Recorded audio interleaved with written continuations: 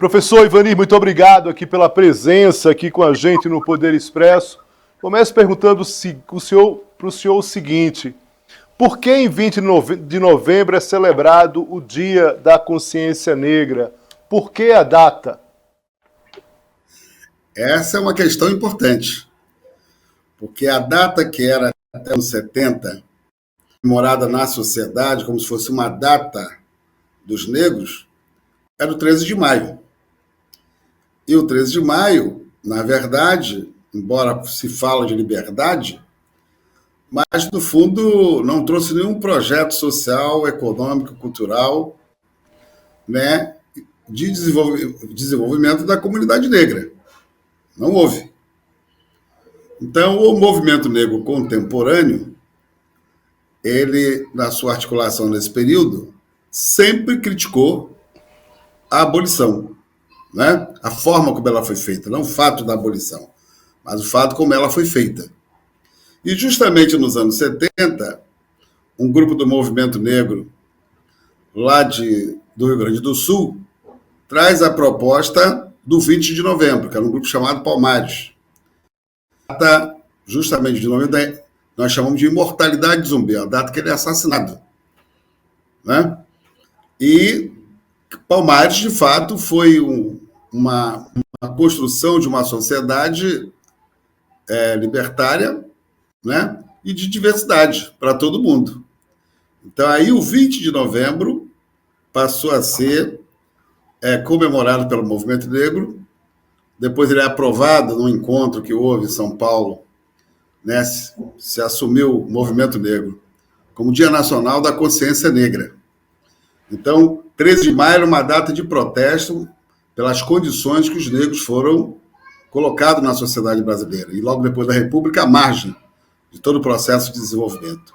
E o 20 de novembro passou a ser a data, então, de celebração. É interessante que eu sou dessa geração, vi nascer essa proposta, todos nós, ninguém acreditava. Então, nós éramos, costumo dizer, meia dúzia de gato pingado, em várias capitais no primeiro momento, poucas cidades do interior, que íamos para a rua, né, comemorar essa data. Essa era a nossa data de comemoração. Ninguém acreditava nisso. E acabou ganhando um processo de crescimento com a abertura política. Eu estou falando da primeira ditadura militar, né? Mas com a abertura política, né?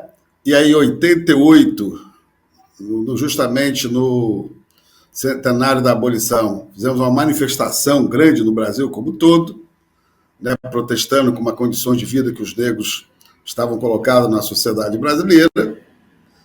E justamente em 88, justamente é promulgada a Constituição Brasileira, que trata o racismo como crime, né?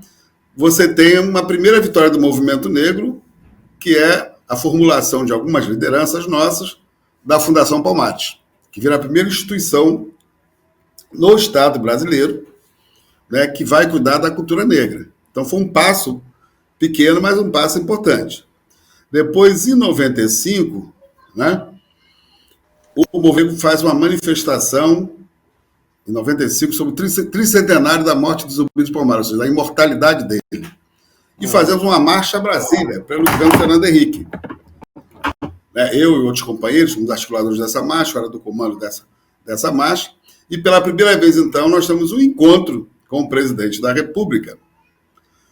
E ele, que era o Fernando Henrique na época, ele, então, nos recebe e vai receber da mão do comando dessa marcha justamente um documento que vai pedir políticas públicas de ação afirmativa na sociedade brasileira. E aí ele cria o GTI. Né? Então, essa primeira mente que o governo, de fato, vai tratar. E nessa bojo desse encontro, nós vamos levar também que ele incluísse o Zumbi dos Palmares como herói da pátria. Levando em conta que alguns municípios já tinham o feriado municipal, o caso do Rio de Janeiro, embora foi arguído pela Associação do Comércio, alguns estados tinham essa luta de tornar feriado, né, estadual. Então, existia uma luta grande do movimento negro com algumas articulações com as forças democráticas que reconhecessem essa data. E o Zumbi é incluído como herói da pátria, no Panteão da República. Né? Isso é uma grande vitória nossa. E o interessante é observar que ele é o primeiro herói construído de baixo para cima no Brasil, construído pelo povo.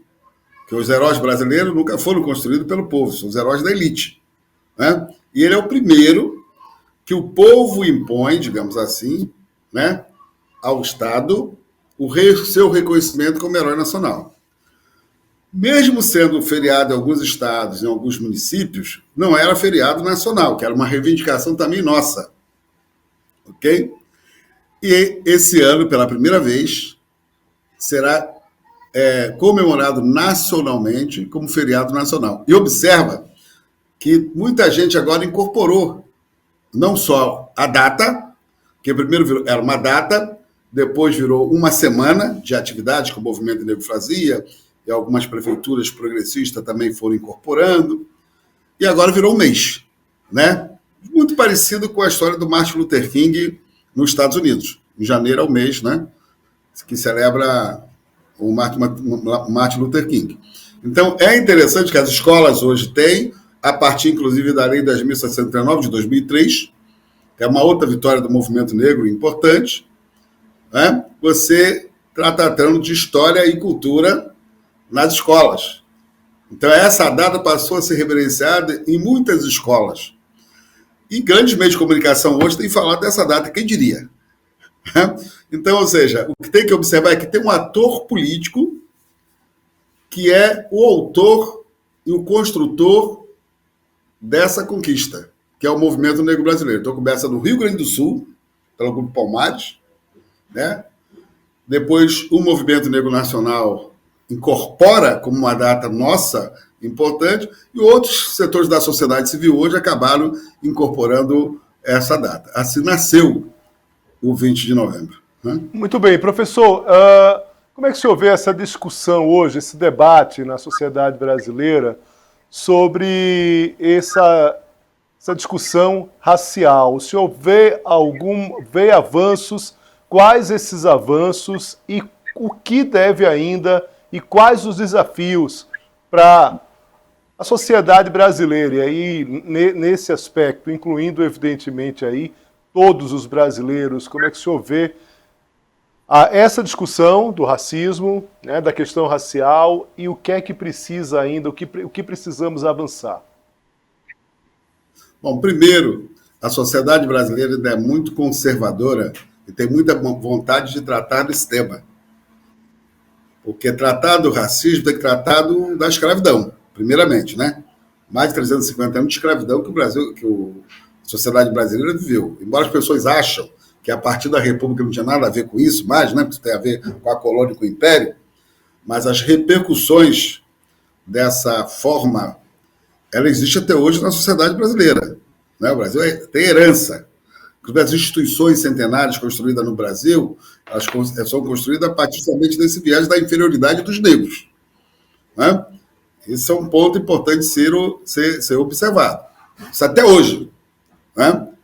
Até hoje existe na sociedade brasileira. Como se nós fôssemos incapazes, como se nós não fôssemos preparados para lidar com o desenvolvimento, ou mesmo no momento da história, que os personagens em movimentos sociais que conseguem isso, é colocado no silenciamento.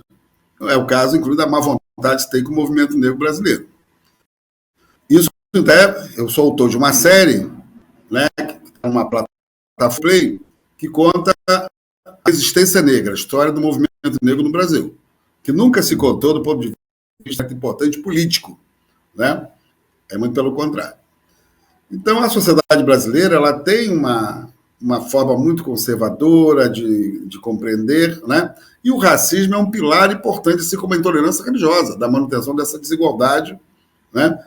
Com relação à comunidade negra. Mesmo assim, é inegável, eu costumo dizer, que essa nossa geração ela é vitoriosa. E ela é vitoriosa numa luta pacífica. Porque tudo que ela conseguiu foi de pressão, de protesto, mas foi de proposição. Eu te dou a primeira delas, inclusive, também em 88, a Lei Caó, que passa a tratar o racismo como crime que já estava se conseguindo na Constituição. E na época, na Constituição, nós tínhamos 4 deputados negros, que articulavam né, esse processo com o movimento negro brasileiro. Né? Então, é uma vitória também importante. Aí veio a Fundação Palmares, que é uma outra passo. Depois você vai ter a Lei 10.639, em 2003, né, aprovada na legislatura anterior, né, que foi promulgada pelo presidente da República, Luiz Inácio Lula da Silva, em 2003, mas a lei é anterior, do Congresso Nacional. Isso passado no Congresso Nacional. Depois, no próprio governos Lula, depois Dilma, você tem a lei de cota na universidade pública, que a primeira foi aqui do Rio de Janeiro, né? Então, a lei de cota na universidade pública, e depois você tem a lei de cota no concurso público. E a lei de cota na universidade pública levou um número maior de negros e negras, né, para a universidade, o que cria uma massa crítica muito importante num momento como esse. Então, querendo ou não, isso é um passo importantíssimo. Depois nós fazemos umas críticas aos meios de comunicação, como nos tratavam, né? Você não existia como cidadão, você, né? Os meios de comunicação, não sei se só é criminoso ou é prevenção de ser criminoso, né? Ou então é vagabundo, né? E eu observo que mudou muito, tem mudado muito isso no meio de comunicação. Agora, é verdade que isso ainda não gerou o impacto social necessário para transformações na sociedade brasileira como um todo. Ainda tem muita resistência.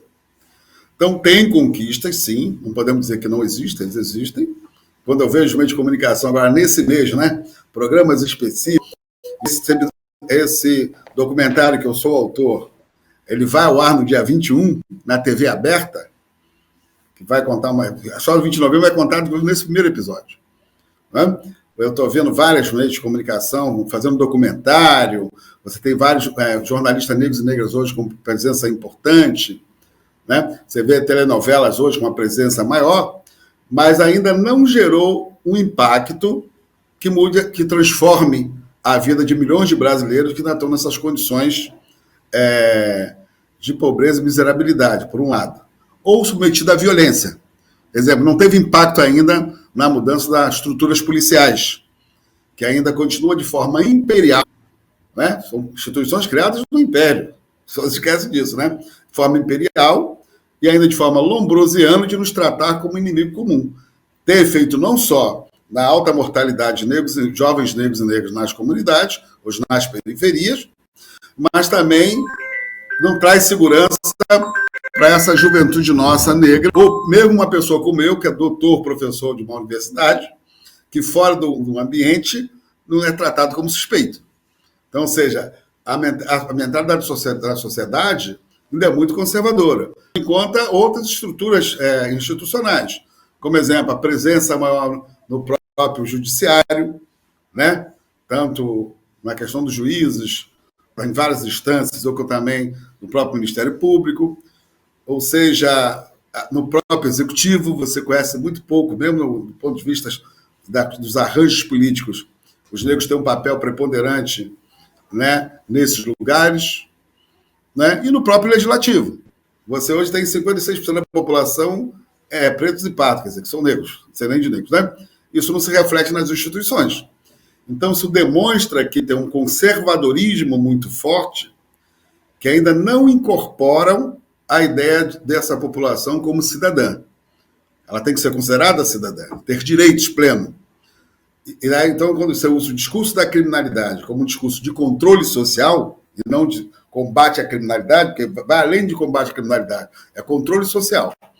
Porque se você levar em conta que uma pessoa pobre, que mora em comunidade pobre, não perde seu direito de ser cidadão, né? Mas se vem a lógica de controle e de você vira uma lógica de controle social.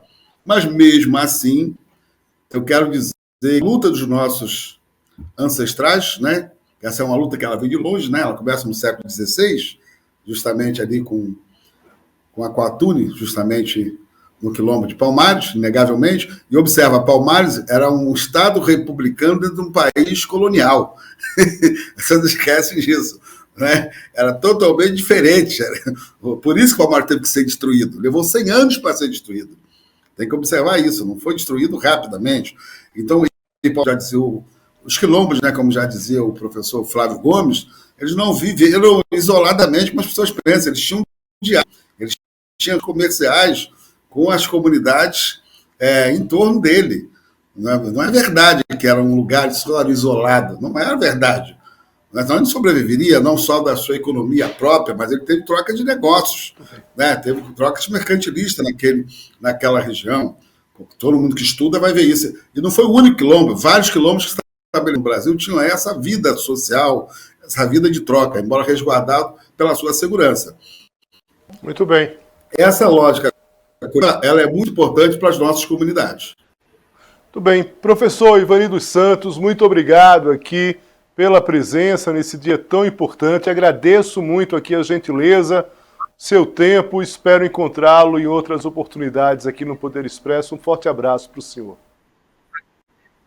Será um prazer estarmos juntos. Eu acho que esse diálogo é um diálogo importante para a sociedade brasileira entender que a diversidade é que é de fato um sério que temos que lutar para uma sociedade mais democrática, um Estado laico e respeito às liberdades e principalmente a cidadania dessa população. Eu acho que a população negra e indígena ainda não foram consideradas cidadãs pela República Brasileira. Então, isso é importante. Não, cidadão não é só quem tem dinheiro. Cidadãos são todos aqueles que vivem na sociedade, independente da sua condição econômica. Muito bem, professor. Um abraço. Até a próxima. Foi um prazer.